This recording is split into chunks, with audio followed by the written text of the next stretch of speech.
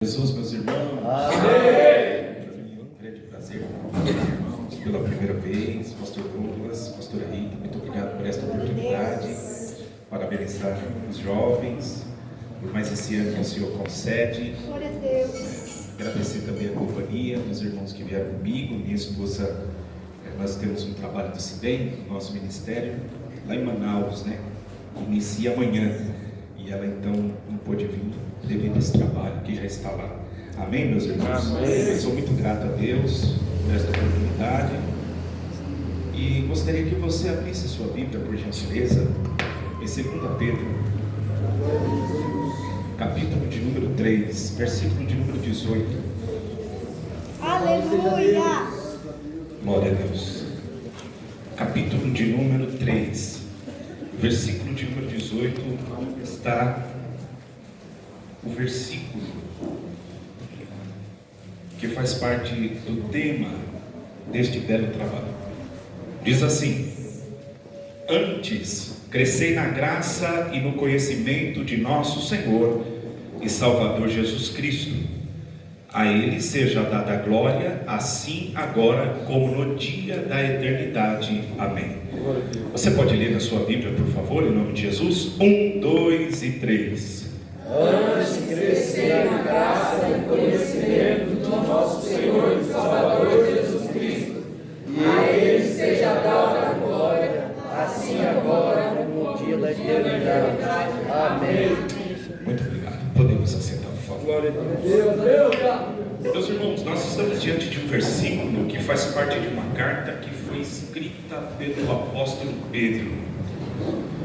Observe, por favor, no capítulo de número 1 de 2 Pedro, versículo de número 1, nós temos aqui a evidência de quem foi o seu autor. Está dizendo: Simão Pedro, servo e apóstolo de Jesus Cristo. Observe que existe aqui um motivo, um propósito porque ele escreveu essa carta, e nos é bastante interessante entender esse versículo relacionado ao tema daquilo que nós temos como ideia nesta noite, que o Espírito Santo de Deus colocou no coração dos irmãos. Por que Pedro ele escreve então essa carta? Alguns dizem que está chegando o tempo da sua partida, sua morte, ele sente a sua morte. E então ele já havia escrito a sua primeira carta falando a respeito da vida cristã, da santidade, da necessidade do crescimento relacionado à vida cristã. E o Oriente vem sofrendo ataques agora com alguns falsos mestres.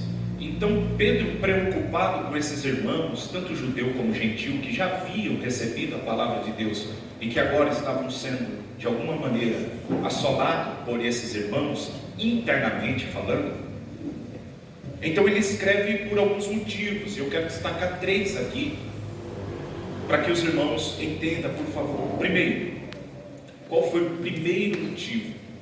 Capítulo de número 1, versículo de número 1 ao versículo de número 21, ele tem como propósito aqui exortar os crentes, observe, a buscar com diligência a santidade e o verdadeiro conhecimento de Cristo. Então, no capítulo de número 1, nós veremos ele trabalhando sobre este assunto. O segundo propósito está já relacionado a esse problema que vem surgindo nas igrejas de Colossos, entre outras igrejas adjacentes a essa. E aqui, então, ele descreve essa carta para estar desmascarando aqui, né? Ele repudia essa atividade traiçoeira que está sendo inserida por esses falsos mestres, que é o capítulo de número 2. Ele já descreve falando a respeito desses falsos mestres. Dentre esses falsos mestres, se você observar, nós temos aqui 2 grupos dentre esses falsos mestres. Nós temos o primeiro grupo, que ele chama no versículo de número 1, logo no capítulo de número 2, de enganadores. Versículo 1. Esses estavam espalhando falsos ensinos, os quais aqui que conduziam a um comportamento desses que abraçavam esta ideia de imoralidade. Se você observar dos versículos de número 13 ao versículo de número 15. Então, o primeiro grupo, enganadores, que é que chama. Segundo grupo, os escarnecedores. Esses escarnecedores aqui, eles usavam então como desculpa para a imoralidade que eles estavam então levando as pessoas a praticarem, o fato de que Jesus ainda não havia voltado e que eles poderiam desistir dessa expectativa de que ele voltaria, pois já havia muito tempo dito e até agora ele ainda não havia retornado. Então eles poderiam tirar essa ideia da cabeça e viverem como eles gostariam de viver, queriam viver. E o terceiro propósito, então, que é no capítulo de número 3, nós vamos ver que então eles exortam, que o Pedro exorta os crentes aqui, verdadeiros no caso, porque nós já vamos ver que alguns acabaram sendo afetados por essa falsa doutrina e a se desviarem do caminho, a eles estarem alerta. Então é muito interessante dentro desse contexto, esse versículo, a gente entender isso. Por quê? Porque aqui Pedro vai chamar esses homens de homens perversos, que estão colocando em dúvida a vinda do Senhor e principalmente o seu juízo. Então ele trabalha falando tanto de Noé como de Ló também. Ele fala que como foi o juízo naqueles dias, assim também seria, em que havia ainda uma expectativa em Deus e que não havia trazido esse juízo exatamente porque ainda esperava de que alguns viessem se arrepender. Então, quando nós chegamos no versículo de número 17, que antecede o versículo de número 18, quando ele está encerrando então a carta, ele dá um alerta. Se você quiser observar junto comigo, por favor. Versículo de número 17, ele vai falar desse engano desses profetas. E aí ele diz assim: vós, portanto, amados, sabendo isso de antemão, sabendo do que? Sabendo exatamente desses falsos mestres que estavam inserindo no seio da igreja essa falsa doutrina. Aí ele diz assim: guardai-vos de que pelo engano dos homens abomináveis. Essa palavra guardai-vos aqui, dentro do seu contexto original, essa transliterada para o português é guardai-vos, que vem dessa palavra grega plulasso. É interessante porque essa palavra plulasso significa guardar, proteger, vigiar. Então observe que ele diz assim, olha só, de antemão vigie, de antemão proteja.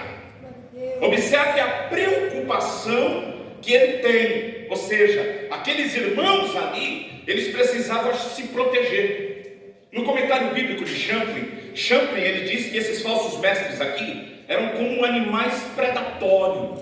Ele usa a expressão aqui de assim como um abutre tenta agarrar a sua presa e removê-la e levar. Então Pedro compara, usando essa palavra no texto original, dizendo: fique apercebido, fique em alerta, vigie, porque eles vêm com força e eles removem. Então eles deviam estar atentos, eles deviam estar apercebidos, para não ser também arrastado para o erro.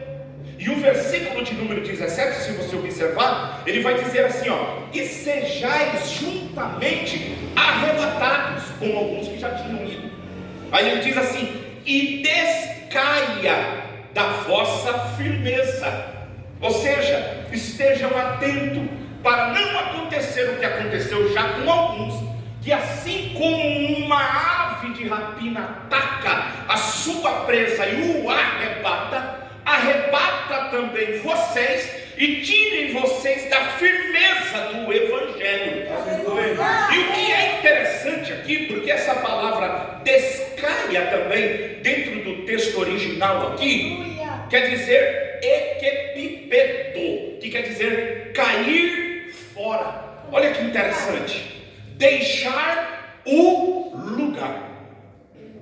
Observe, então algo está em entorno gerando um risco, um perigo, a qual ele traz um alerta e ele diz: olha, vocês precisam ficar apercebidos, vocês precisam ficar atentos para também não ser arrebatado, como alguns já foram, e tirem vocês para fora.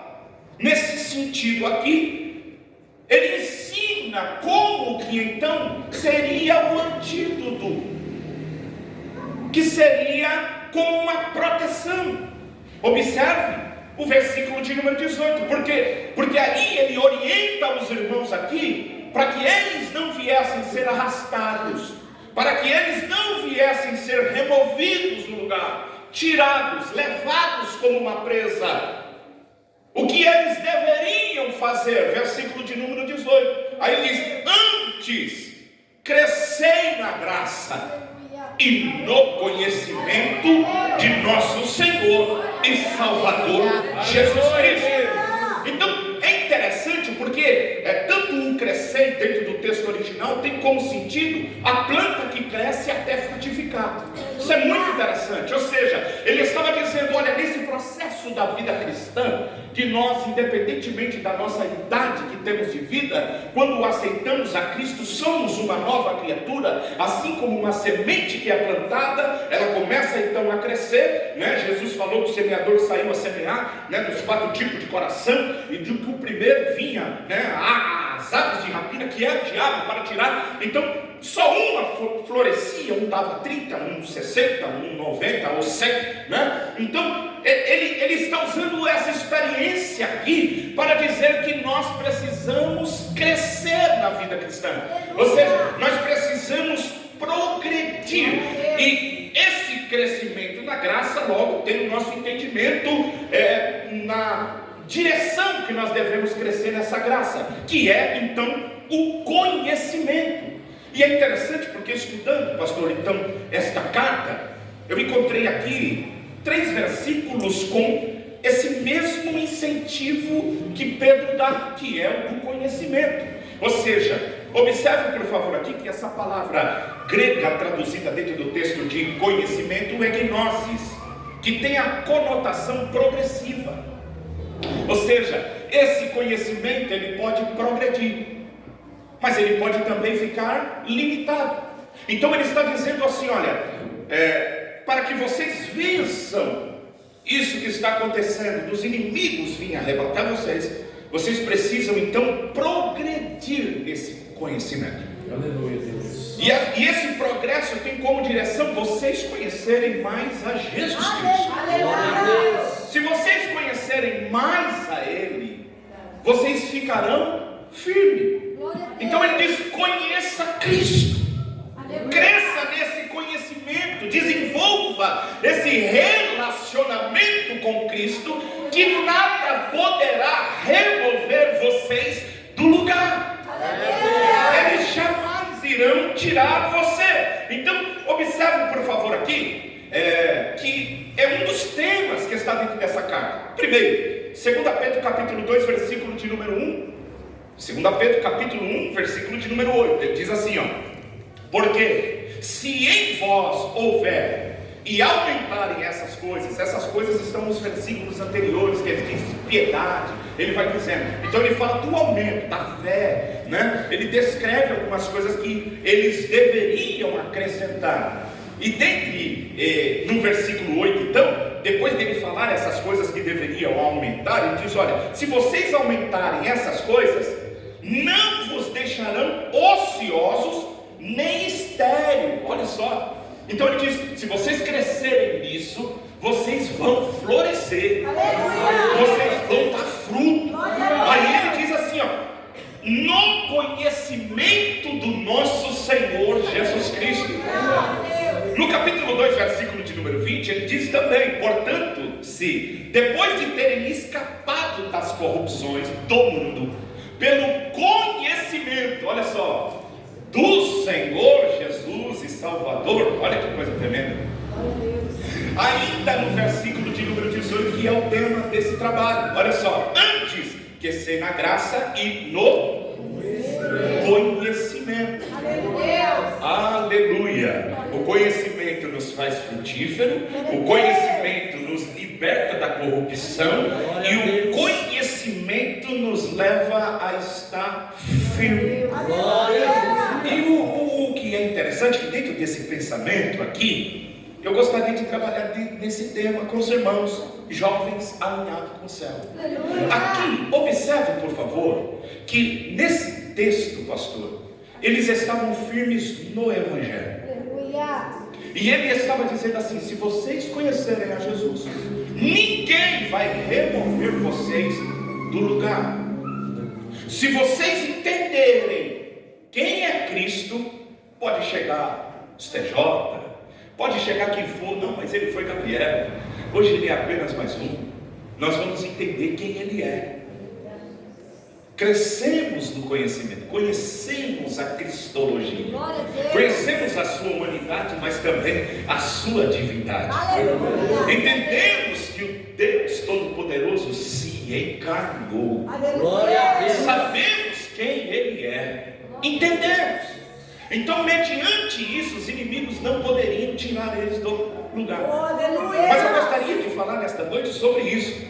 O jovem que está alinhado com o céu. Porque o jovem que está alinhado com o céu, é muito interessante isso. Ele também vai poder ficar firme. Mas firme no quê? Agora eu vou colocar o meu pensamento dentro do texto. Não vou aqui fazer exegese, não vou, tá bom, pastor? Não é nada errado aqui não. É apenas o pensamento. Agora, imagine isso.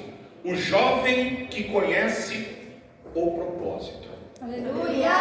Então, estar alinhado nesta noite, o meu objetivo nesta noite é que vocês entendam aqui que existe algo no céu. Creio que é uma linguagem figurativa, alinhados com o céu. Então nós estamos falando da vontade de Deus. Quando se entende alinhados com o céu, nós estamos falando alinhados com a vontade de Deus. Glória a Deus.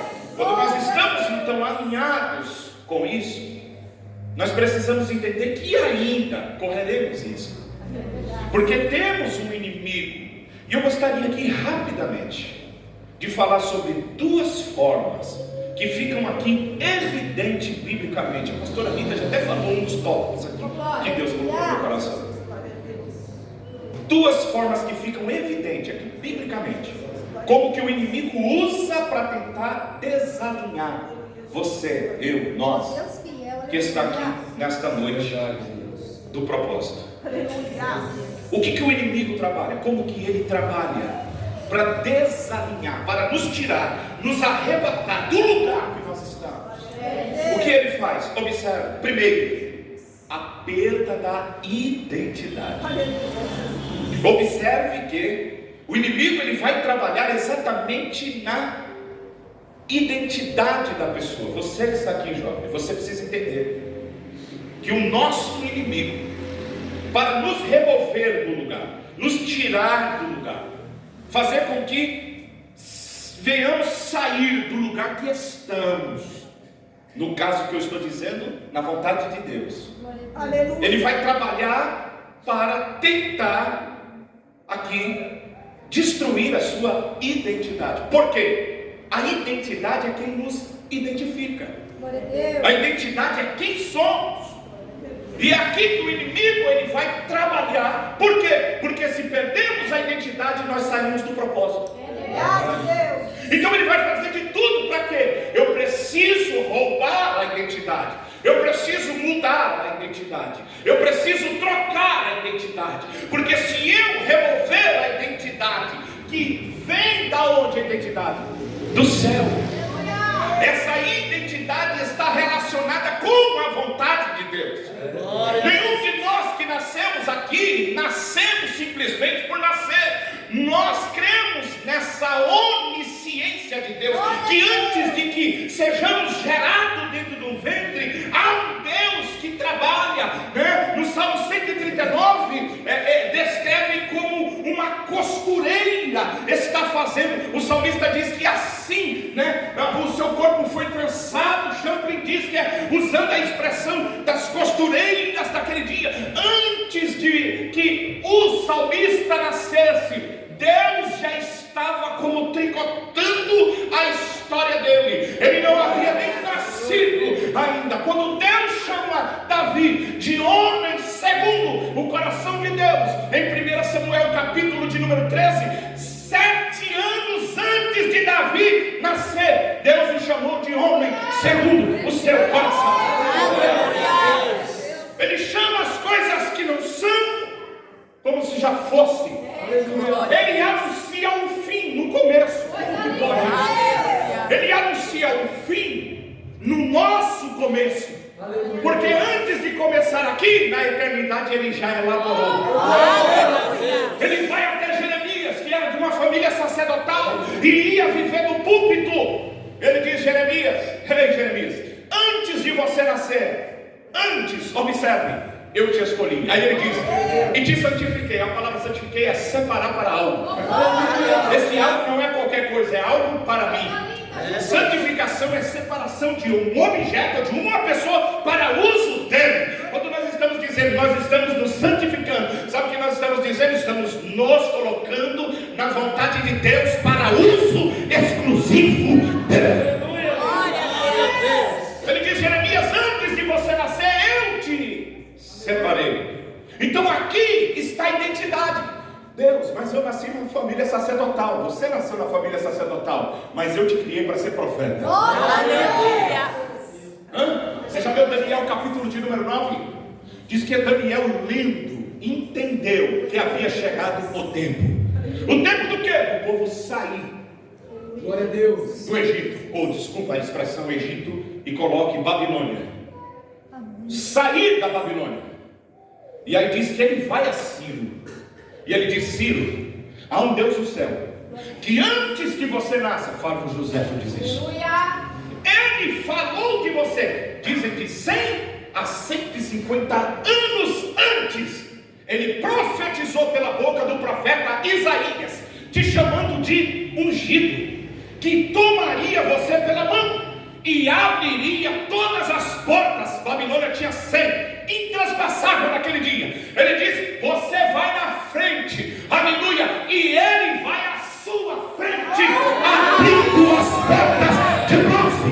Ele, antes de você nascer, há um Deus que iria usar a sua vida. Senhor, eu estou falando de identidade. A nossa identidade está relacionada com o Criador. Noé, qualquer uma dessas outras religiões, e principalmente quando lemos livros de autoajuda sobre a nossa vida, destino, futuro, sobre conhecer o propósito, sempre direciona-nos para dentro de nós mesmos. Olhe para dentro de você, busque dentro de você. Quando olhamos para a Bíblia, entendemos que a identidade que vai revelar o propósito está na pessoa bendita de Deus. Ele é o Criador. E todo Criador, quando cria, ele cria com um propósito. Ele cria com um objetivo.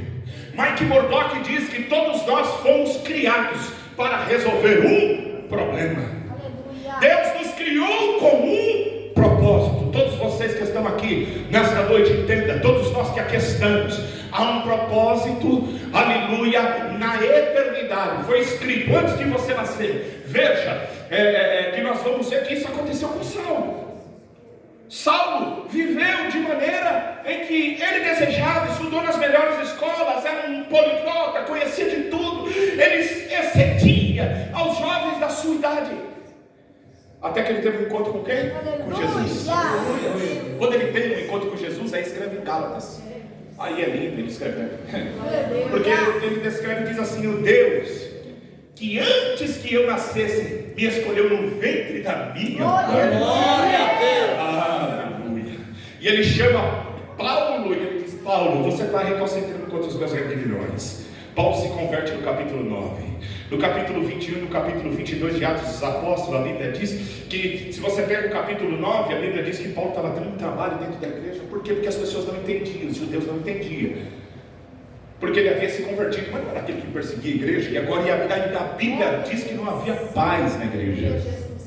E aí você lê o capítulo 21 e o 22 22 diabos, você vai entender. Ele diz que sobe para orar em Jerusalém, e enquanto ele está orando, ele é arrebatado.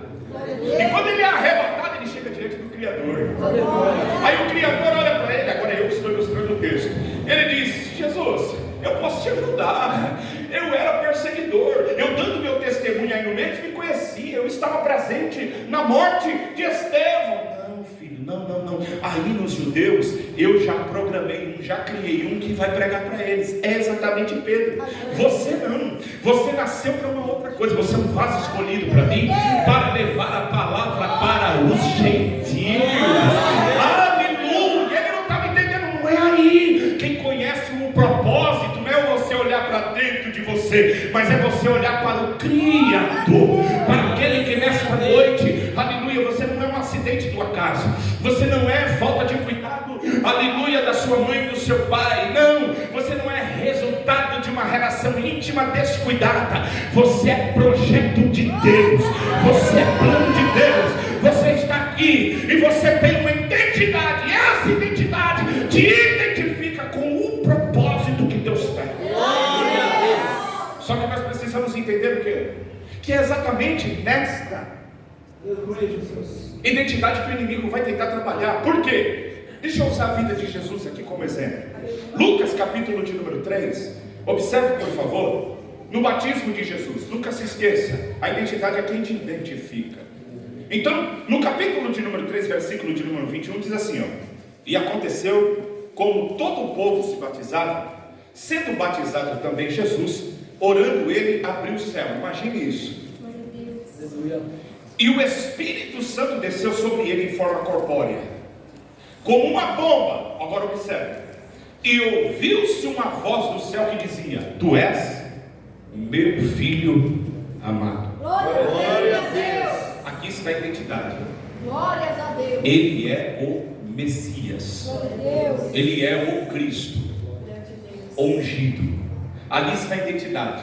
A Bíblia não fala, mas sabemos que assim como os anjos, e entendendo quem o nosso inimigo é hoje, ele não é onisciente. Alguns chegam a dizer que quem sabe ele estava presente nesse momento do batismo, e todos ouvem essa voz do céu que diz: esse é o meu filho. Aleluia a Deus. Esse é aquele que veio para resolver um problema aqui na terra. Aleluia. Ele é o Messias. Glória a Deus. A partir desse momento, o que o diabo ele vai fazer? Ele vai trabalhar para tentar tirar, roubar essa identidade. Observe que quando Deus ele fala a respeito do propósito, daquilo que ele tem na sua vida nesta noite, jovem, e você está alinhado. Por quê? Eu até marquei aqui num livro que eu li do pastor Mike Murdock. Miles Moore. Ele diz que essas 5 perguntas todas as pessoas têm que responder, e às vezes nós não respondemos. 5 perguntas. Ele diz que respondendo essas 5 perguntas, nós mudaremos para sempre a nossa vida. Primeiro, a identidade. Quem sou eu? Aleluia, Jesus. Pare um pouquinho, você que está aqui, e pense e tenta responder: quem sou eu? Deus olha Jesus batizando, aí ele diz o quê? Esse é o meu filho. Ali está o quê? A identidade revelada. Ele está falando que ali está o Messias, a identidade. Então observe que é muito importante. É muito importante você entender isso. Quem você é? Por quê? Você vai entender. Segunda pergunta que ele diz que nós temos que responder: de onde eu vim? Aleluia, Deus. Entenda isso. Veja a importância, principalmente na crise existencial que vem sobre a vida de adolescente, né? Diante dos turbilhões, dos hormônios, das lutas, as crises de identidade que surgem, é um perigo tremendo. O diabo é oportunista, gente, e é nesse momento, às vezes, de crise que ele entra no cenário. No momento em que a pessoa, né? Eu estava lendo sobre um psicólogo, da onde nasce esse termo de crise de identidade, nasce de um psiquiatra, na verdade, que tratou pessoas que vieram, soldados que vieram da guerra, e soldados que passaram por traumas, por bombardeios, que viram coisas terríveis, e eles acabavam perdendo a identidade. Então, diante do choque da batalha. E quando eles chegavam ali, eles não sabiam quem eles eram. Eles perdiam a identidade. E as pessoas poderiam falar algo para que eles assumissem uma identidade, porque às vezes eles não conheciam, como um Alzheimer. Quem era minha esposa? De tão choque traumático que foi a guerra. Então, primeiro, quem sou eu? Segundo, da onde vim? Terceiro, por que eu estou aqui? Isso é muito importante. Você entender, jovem, por que eu estou aqui? Porque ao longo da nossa vida, você vai ver que o nosso inimigo ele vai trabalhar diante disso.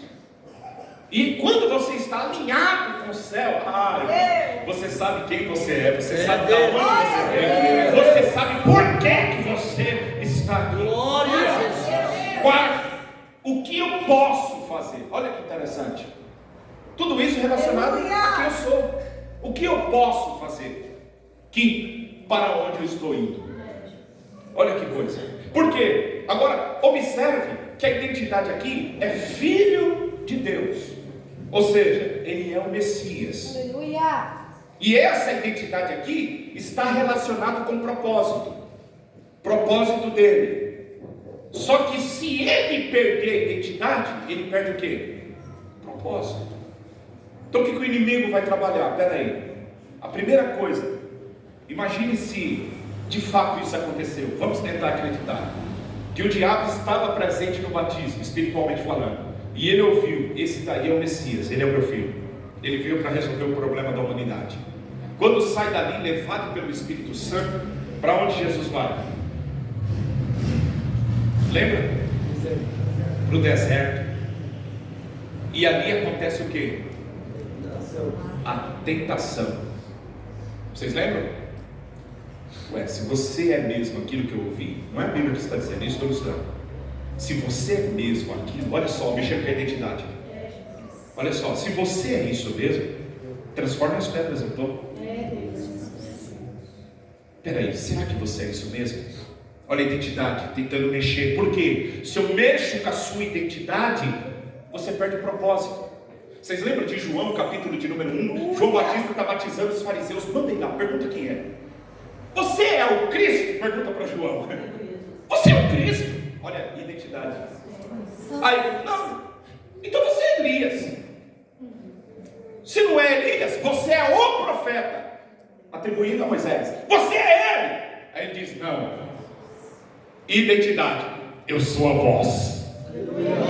Que voz é essa? Aquela que foi profetizada por Isaías, que na frente do noivo viria o amigo, a voz. Ele diz: eu sei quem eu sou. Aleluia. Eu sou apenas a voz. Eu não sou noivo, eu sou amigo do noivo. Eu batizo com água, mas vai vir um aí que é mais poderoso do que eu. Ele vos batizará com o Espírito Santo. Aleluia.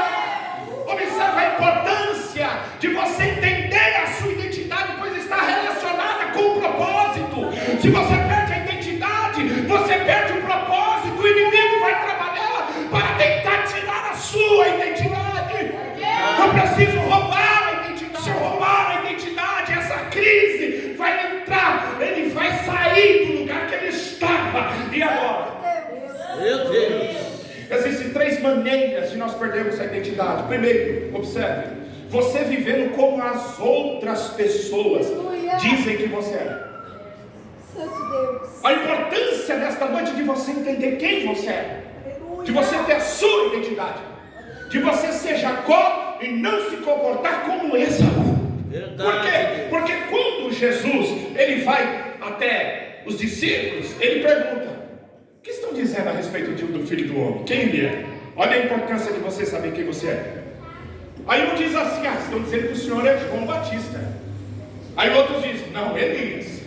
Aí outros: já viram o Senhor chorando, dizem que o Senhor parece Jeremias. Aleluia.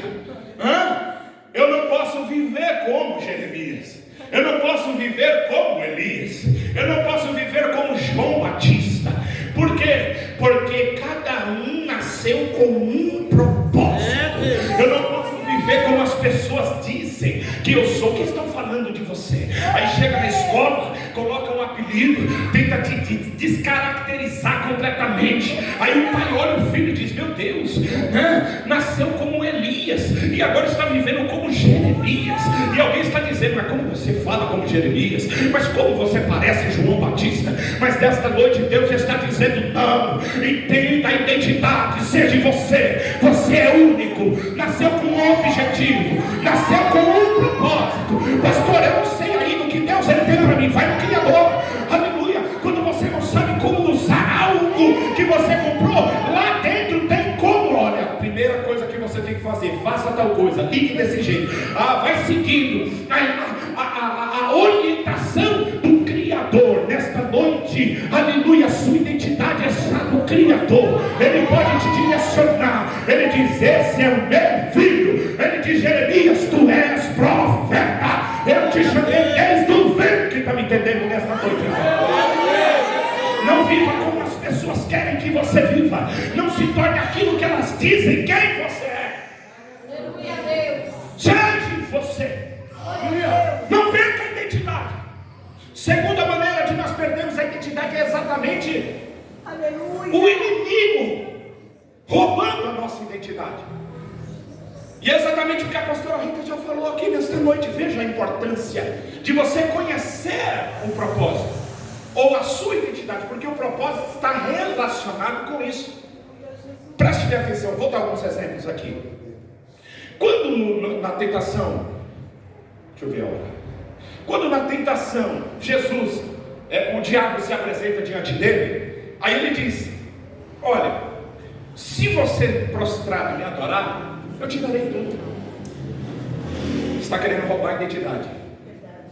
Observe, por favor, se você é o filho de Deus, olha, me adora, eu te dou tudo. E é isso que ele quer fazer na minha vida. Quantos Elias, observe, Elias que eu estou dizendo hoje, aquele que era do Rio de Janeiro, que morreu há pouco tempo agora, considerado um maluco, olha só, perdeu a identidade. Olha o que o diabo faz. Você sabia que 77%, uma pesquisa que eu li, pastor, dizem que dentro, hoje, de penitenciária, casa de recuperação, são tudo filhos de crente? Verdade. Dizem que 80% hoje de jovens que estão nessa passeata, como que é o nome ainda do LGBT, são filhos de crente. São jovens que entraram em crise e perderam a identidade. O diabo entra em ação, mas nesta noite nós estamos alinhando com o céu. Jovens alinhados com o céu. Você pode dizer isso nesta noite em nome de Jesus?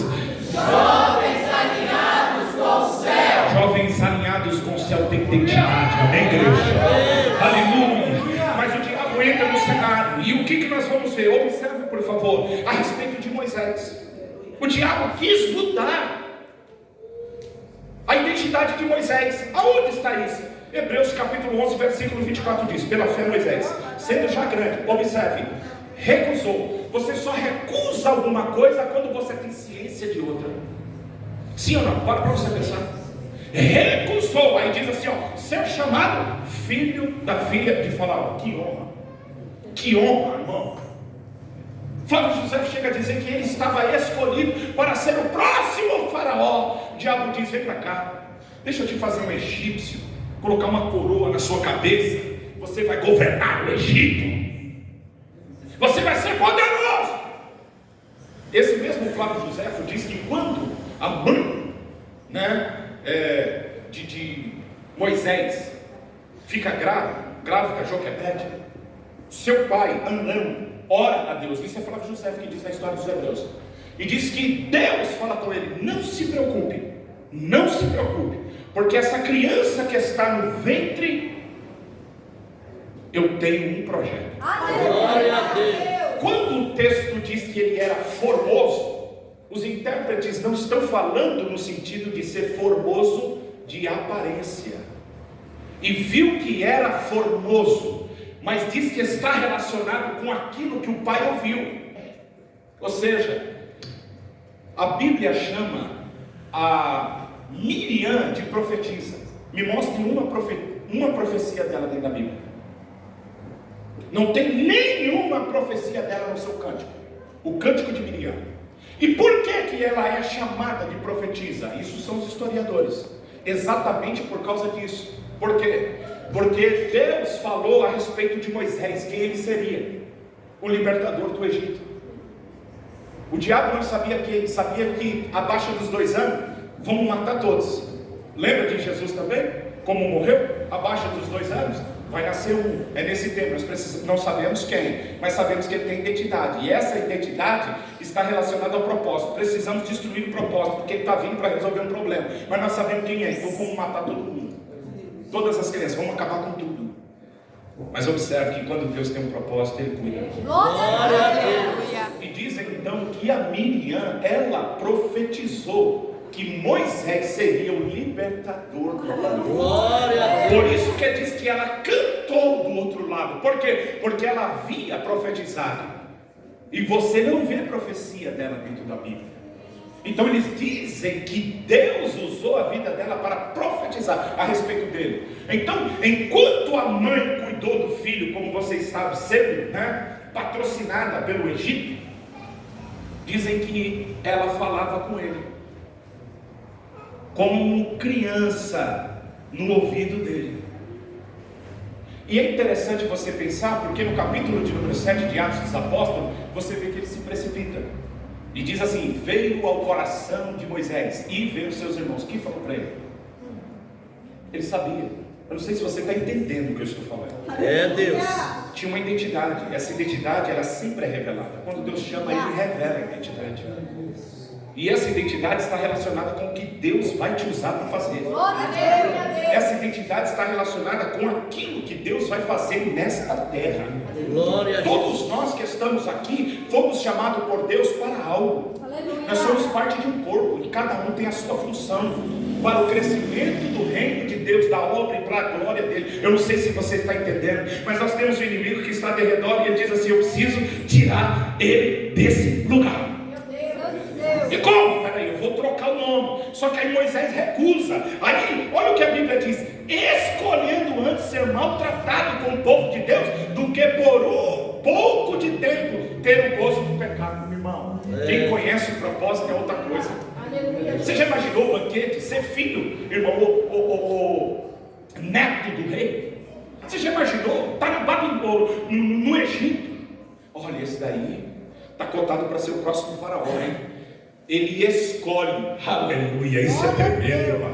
Ele escolhe porque ele conhece a identidade. Você rejeita quando você sabe quem te chamou, a identidade que você tem, o propósito que você tem. Aí você fala: não, esse caminho eu não posso. Por quê? Porque eu sei quem eu sou e eu sei o que eu posso e o que eu não posso. Mas o inimigo vem e diz: não, mas eu vou te dar poder, você vai crescer. Mas eu escolho sofrer um pouco de tempo com o povo de Deus para cumprir a missão para a qual eu fui chamado. Quem está me entendendo, irmão? Aleluia, não se venda nesta noite.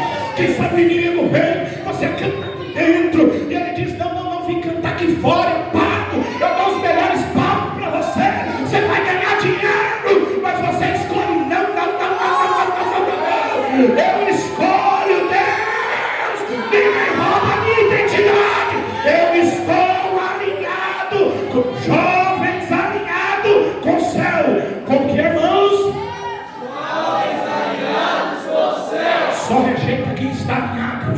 Vamos para outro, por exemplo, José. José estava onde? No Egito. Aleluia. Você já imaginou, irmão, colocar o nome de Zafete Barneia? E você vai estudar o nome, o significado. Significa Deus vive, fala e anda. Olharam para ele, colocaram o nome de um Deus do Egito. Sabe o que o diabo faz? Aí o diabo diz: agora eu vou quebrar as pernas dele, vou arrumar uma mulher para ele. Sabe o que faz? Aí a Bíblia diz assim, e deu-lhe por mulher Azenate. Olha só, esse nome Azenate significa pertence a Nate.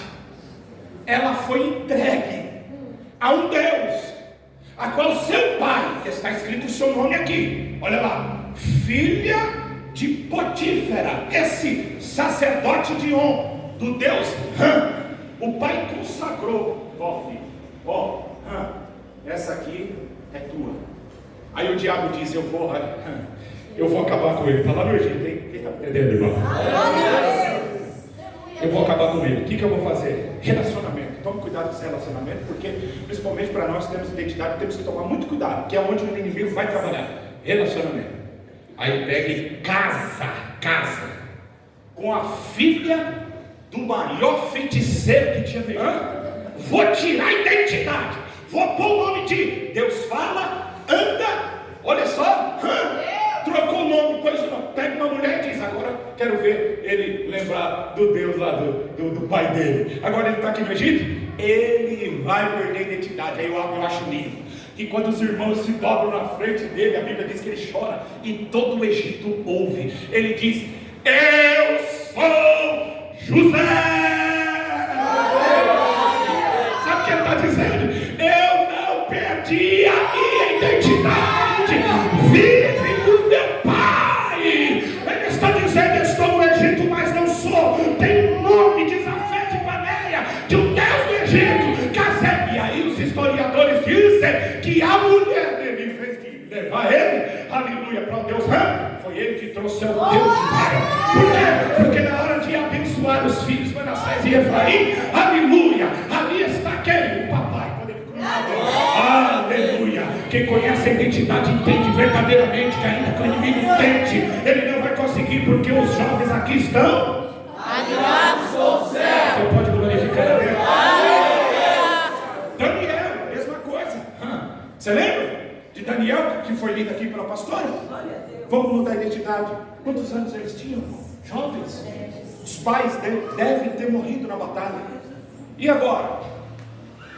Eles estão vivendo exatamente onde os psicólogos, os psiquiatras, pessoas que trabalham com a saúde emocional, vão dizer que é onde os jovens e adolescentes estão passando pela puberdade, pelo momento de transição. Era ali. Revolta, pastor. Mas eu acho tremendo, porque o pai desses meninos trabalharam na cabeça deles. Entende? Aquilo que Deuteronômio capítulo 6 está escrito, olha, pelo caminho, vai falando com seus filhos, ensina, escreve na parede, fala, deitado, andando, ensina. Aí você imagina, falando para Daniel. Daniel, o nome quer dizer, Deus é meu juiz. O nome dele quer dizer, Deus é meu juiz. Misael, quem é como Deus? E é uma interrogação. Quem é como Deus? Azarias, Jeová tem ajudado. Ananias, Jeová é gracioso. Imagina isso. Aí o diabo olha assim dentro da Babilônia. O quê? Olha só, Deus é meu juiz. Quem é como esse Deus que é gracioso e tem ajudado? Aleluia! Sabe o que eu vou fazer? Mudar a identidade. Mas eu fico imaginando o pai andando com Daniel dizendo assim, ó, o nosso Deus, filho. Coisa linda, Jesus. O nosso Deus, Ele é o juiz da terra. Glória. Ele se assenta sobre o globo da terra. Ele pesa areia na concha das suas mãos. Coisa linda, Deus. Isaías, falando 40, que aquela outra irmã leu aqui. Todas as nações diante dele é como uma gota no balde. A terra é a estrada dos seus pés. A sua coxa é a cortina. Os maiores são como folha. Você já imaginou? Falando tudo isso, ele chama a estrela pelo nome. Glória a Deus. E ela se apresenta diante dele. Glória a Deus. Você já imaginou? Estrela d'alva, ilustrando. E ela é o Criador que está chamando. Diga, meu Criador. Você já imaginou? Sol, vale. Você já imaginou? Por quê? Que meu servo orou. Aleluia. E quando ele vai para Babilônia, aí o inimigo diz, já sei, existem coisas que eles não podem comer, culto que eles não podem participar, e nós vamos tentar envolver eles agora aqui. E não era só eles não, irmão, mas esses 4 permaneceram. Você já imaginou? Aí, olha só, trocar. Daniel pôs-se Belsazar. Bel protege o rei. Olha só. Ananias, olha só, Sadraque, mandamento de Acu, um deus babilônico. Misael, olha só, Mesaque, quem é como Acu, o deus da lua. Azarias, Abednego, servo de Nabu, outro Deus da Babilônia. Aí ele diz, eles perderam o propósito, porque mudamos o nome, mas como a pastora disse, mudou o nome, mas não mudou a essência.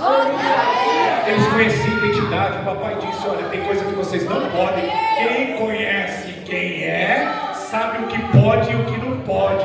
Não, mas lá não pode, isso, aí ele chega e diz, olha, eu não posso comer isso. Não, mas se você se apresentar mal diante do rei, nós estamos fritos. Não, fique em paz. Sabe o que Daniel faz? Ora a Deus. E quando ele se apresentou diante do rei, a Bíblia diz que ele estava mais viçoso, mais bonito. Aleluia, porque Deus deu graça. Irmão, eles conheciam a identidade.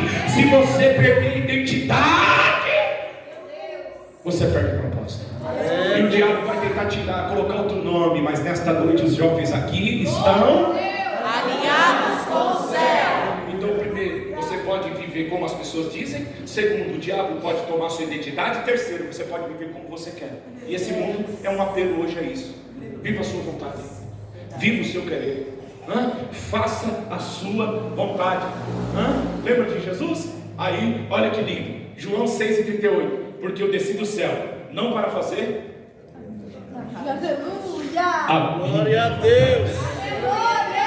Não, Jesus, tenha misericórdia, tenha compaixão de ti. Ele olha e diz, Pedro, você não conhece das coisas do meu Pai.